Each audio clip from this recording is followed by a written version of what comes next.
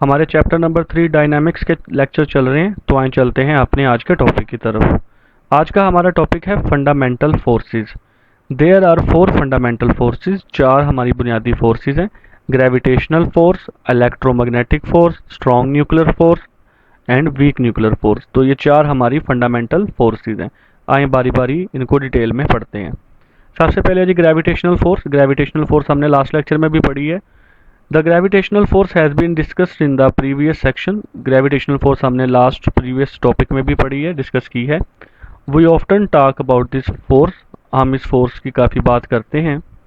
It is the weakest among all four forces. ये तमाम जो फोर्सेज हैं, चारों फोर्सेज हैं, उन सब में ये कमज़ोर तरीन फोर्स है। सबसे कमज़ोर फोर्स इन चारों में ग्रेविटेशनल फोर्स है।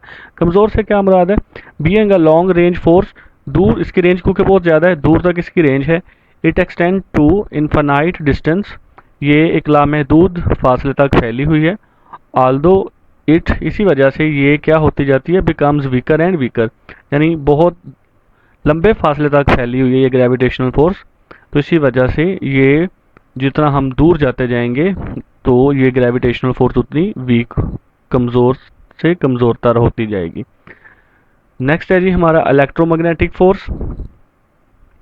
It is a force that cause the interaction between electrically charge particle. ये एक फोर्स है जो कि इलेक्ट्रिकली चार्ज पार्टिकल के दरमियान होती है, यानी कि उनके बाहमी अमल की वजह बनती है। इलेक्ट्रिकली चार्ज पार्टिकल्स दो तरह के पार्टिकल्स होते हैं, पॉजिटिव और नेगेटिव। इलेक्ट्रोस्टैटिक्स और मैग्नेटिक फोर्स दोनों कम अंडर दिस कैटेगरी, इस कैटेगरी के अंडर ही आती हैं।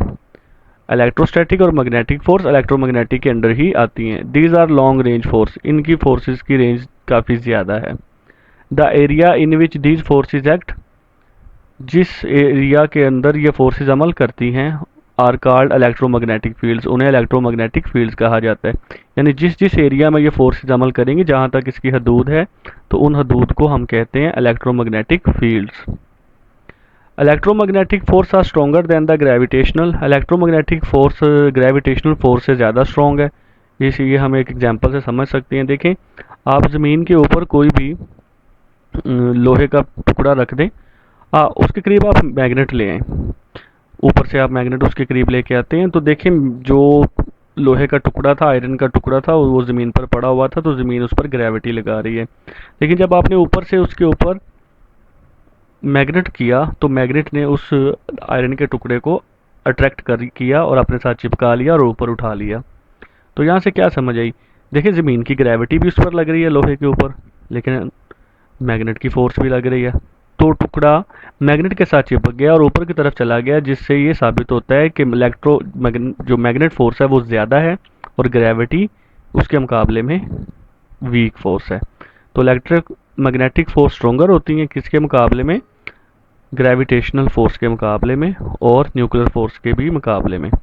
This force cause all chemical reaction, यही फोर्स तमाम केमिकल रिएक्शन की वजह बनती हैं। It binds together atom and molecules, और यही इलेक्ट्रोमैग्नेटिक जो फोर्स है ये एटम्स और मॉलिक्यूल्स को इकट्ठा करके रखती है। नेक्स्ट है जी हमारे पास strong nuclear force. It holds the atomic nuclei together, ये एटम के न्यूक्लियस को इकट्ठा रखती है। By binding the protons and neutron, proton और न्यूट्रॉन्स को एक जगह पर इकट्ठा रखे हुए इन द न्यूक्लियस, न्यूक्लियस के अंदर। ओवरकमिंग रिपल्सिव इलेक्ट्रोमैग्नेटिक फोर्स, काबू पाते हुए किस पर? इलेक्ट्रोमैग्नेटिक फोर्स, जो कि किस किस के दरमियान है होती है? पॉजिटिवली चार्ज प्रोटॉन्स के दरमियान। देखिए जी, बड़ा सिंपल सी बात है, आप जानते हैं कि एटम के सेंट्रल में न्यूक्लियस होता है, न्यूक्लियस में दो तरह के पार्टिकल्स होते हैं, प्रोटॉन्स एंड न्यूट्रॉन्स। प्रोटॉन पे पॉजिटिव चार्ज होता है और न्यूट्रॉन्स पे कोई चार्ज नहीं होता। तो प्रोटॉन्स पर पॉजिटिव चार्ज या सेम चार्ज है, तो वो एक दूसरे को क्या करेंगे? रिपेल करेंगे। इसी वजह से उसने कहा कि जो न्यूक्लियस के अंदर प्रोटॉन्स हैं उनके दरमियान रिपल्सिव फोर्स होती है, लेकिन ये जो स्ट्रॉन्ग न्यूक्लियर फोर्स है ये रिपल्सिव फोर्स के ऊपर ओवरकमिंग करती है, यानी उसके ऊपर काबू पाती है। किसके ऊपर काबू पाती है? जो पॉजिटिवली चार्ज प्रोटॉन्स होते हैं न्यूक्लियस के अंदर, उसके ऊपर ये फोर्स काबू पाती है और काबू पाते हुए एटम्स के न्यूक्लियस को होल्ड किए रखती है, जोड़े रखती है, न्यूक्लियस को टूटने नहीं देती। It is a short range force, इनकी फोर्स की रेंज जो है वो बहुत थोड़ी है, थोड़े फासले तक ये फोर्स है। With the order of 10 to power -14 metre. इसका ऑर्डर क्या है, यानी ये कहाँ तक इसकी रेंज है, 10 की पावर -14 मीटर, यानी कि ये फेमटो बनता है तकरीबन। If the distance between the nucleons, nucleons कहते हैं प्रोटॉन्स और न्यूट्रॉन्स को, यानी कि न्यूक्लियस को, अगर डिस्टेंस जो है प्रोटॉन्स और न्यूट्रॉन्स का या न्यूक्लियस का बियॉन्ड दिस रेंज, इस रेंज से ज़्यादा हो जाए, यानी प्रोटॉन और न्यूट्रॉन्स के दरमियान जो डिस्टेंस है अगर वो इस रेंज से ज़्यादा हो जाए तो this force ceases to act, ये जो स्ट्रॉन्ग न्यूक्लियर फोर्स है ये अमल करना बंद कर देती है, क्योंकि शॉर्ट रेंज फोर्स है। शॉर्ट रेंज फोर्स होने की वजह से इतने डिस्टेंस तक ये फोर्स अमल करती है, और अगर प्रोटॉन्स के दरमियान डिस्टेंस इस रेंज से ज़्यादा हो जाए तो फिर वो फोर्स अमल करना बंद कर देती है, वो स्ट्रॉन्ग न्यूक्लियर फोर्स नहीं बरकरार रहती। तो नेक्स्ट है जी हमारे पास weak nuclear force. Weak nuclear force is responsible for the disintegration of a nucleus. Weak nuclear force जो है, देखिए पीछे हम पढ़ के आएंगे, स्ट्रॉन्ग न्यूक्लियर फोर्स क्या करती है, न्यूक्लियस को इकट्ठा किए रखती है, न्यूक्लियस को ब्रेक नहीं होने देती। लेकिन वीक न्यूक्लियर फोर्स जो है ये रिस्पॉन्सिबल है न्यूक्लियस के डिसइंटीग्रेशन की, न्यूक्लियस के टूट जाने की, न्यूक्लियस के ब्रेक हो जाने की। ये न्यूक्लियर फोर्स, जो वीक न्यूक्लियर फोर्स है, ये रिस्पॉन्सिबल है न्यूक्लियस के टूट जाने की। जो स्ट्रॉन्ग न्यूक्लियर फोर्स थी उसने वो कोशिश करती है कि एटम का जो न्यूक्लियस है उसे ब्रेक होने से बचाया जाए, लेकिन वीक न्यूक्लियर फोर्स जो है इसकी वजह से न्यूक्लियस की डिसइंटीग्रेशन हो जाती है, ब्रेकअप हो जाता है। फॉर एग्जांपल, मिसाल के तौर पर जो वीक न्यूक्लियर फोर्स है ये न्यूट्रॉन्स के बीटा डिके की को प्रोसेस करती है। बीटा डिके ऑफ न्यूट्रॉन क्या है कि न्यूट्रॉन प्रोटॉन में चेंज हो जाता है, और अगर बीटा डिके ऑफ प्रोटॉन्स कहें तो उसमें प्रोटॉन न्यूट्रॉन में चेंज हो जाता है। तो वीक न्यूक्लियर फोर्स की वजह से न्यूट्रॉन्स का बीटा डिके एग्जीक्यूट होता है, यानी ये न्यूट्रॉन्स चेंज हो जाता है। देखें, इन विच न्यूट्रॉन्स ट्रांसफॉर्म इनटू प्रोटॉन, यानी कि वीक न्यूक्लियर फोर्स की वजह से ही आपका जो न्यूट्रॉन है वो प्रोटॉन बन जाता है।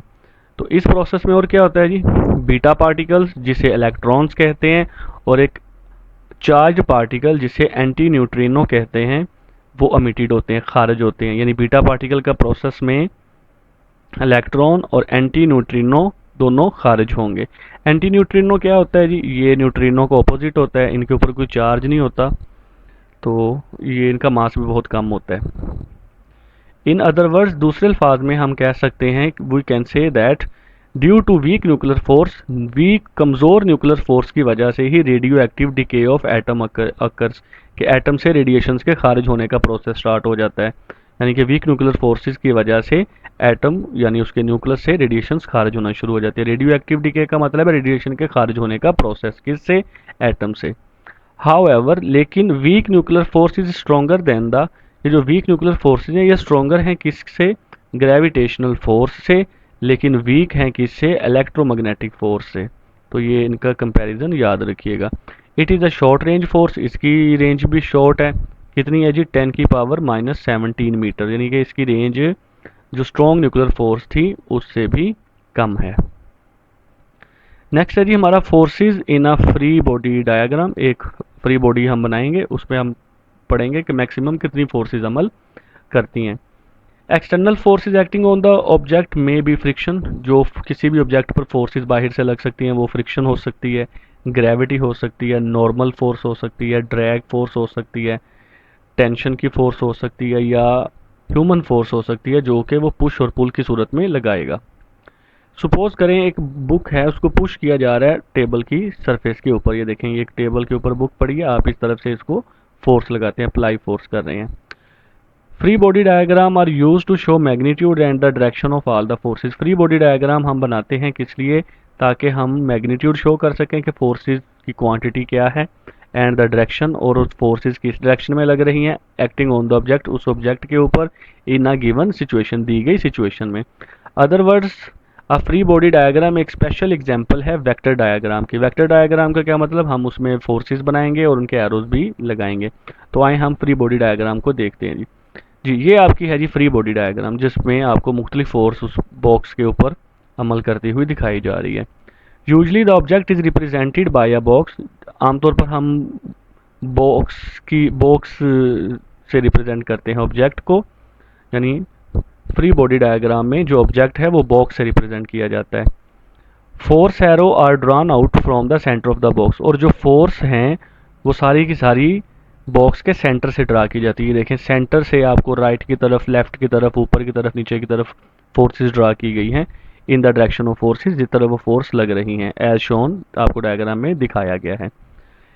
आपको देख सकते हैं कि इनमें जो एरोस की लंबाई है वो सब, आप अगर फ्रिक्शन की तरफ देखें और अप्लाइड की तरफ देखें तो ये दोनों की लेंथ जो है वो डिफरेंट है, और नॉर्मल फोर्स और वेट की फोर्स देखें तो इनकी लेंथ आपको सेम नज़र आ रही है। क्योंकि हम जानते हैं जब भी कोई बॉक्स किसी सतह के ऊपर पड़ा होता है, सरफेस के ऊपर पड़ा होता है, तो उस पर जो वेट की फोर्स लगती है वो डाउनवर्ड लगती है, उसके रिएक्शन में नॉर्मल की फोर्स अपवर्ड लगती है ऊपर की तरफ। वेट और नॉर्मल दोनों इक्वल इन मैग्नीट्यूड होते हैं, इसलिए इन दोनों की एरो कि मैग्नीट्यूड सेम है, यानी कि लेंथ सेम आपको दिखाएगी, लेकिन डायरेक्शन ऑपोजिट होगी, क्योंकि हमने पढ़ा है वेट डाउनवर्ड अमल करता है और नॉर्मल की फोर्स अपवर्ड अमल करती है। लेकिन यहाँ पर जो फ्रिक्शन है और अप्लाइड फोर्स है, इन दोनों की एरो की लेंथ डिफरेंट है। उसकी वजह ये है कि अगर आपकी अप्लाइड फोर्स फ्रिक्शन से ज़्यादा होगी तभी तो बॉडी मूव करेगा, अगर आपकी अप्लाइड फोर्स ही फ्रिक्शन से कम है तो आपका बॉडी मूव नहीं करेगा। तो फ्रिक्शन का लेंथ जो है वो कम दिखाई गई है ताकि अप्लाइड फोर्स ज़्यादा लग सके, ज़्यादा लगाएंगे तो आप फ्रिक्शन पर काबू पा के उस ऑब्जेक्ट को मोशन में ले आएंगे। तो अप्लाइड फोर्स ज़्यादा है और फ्रिक्शन यहाँ पे कम है। The length of the force arrow, ये जो फोर्स के एरोज हैं इनकी जो लंबाई है, लेंथ है, वो रिफ्लेक्ट करती है मैग्नीट्यूड को, क्वांटिटी को, कि फोर्स कितनी लग रही है। और एरो हेड, और जो आप हेड के ऊपर एरो लगाते हैं, ये देखें एरो आपको नज़र आ रहे हैं, ये किस चीज़ को शो कर रहे हैं, इंडिकेटेड डायरेक्शन, सिमत को जाहिर कर रहे हैं, इन विच फोर्स एक्ट, जिस तरफ फोर्स लग रही है।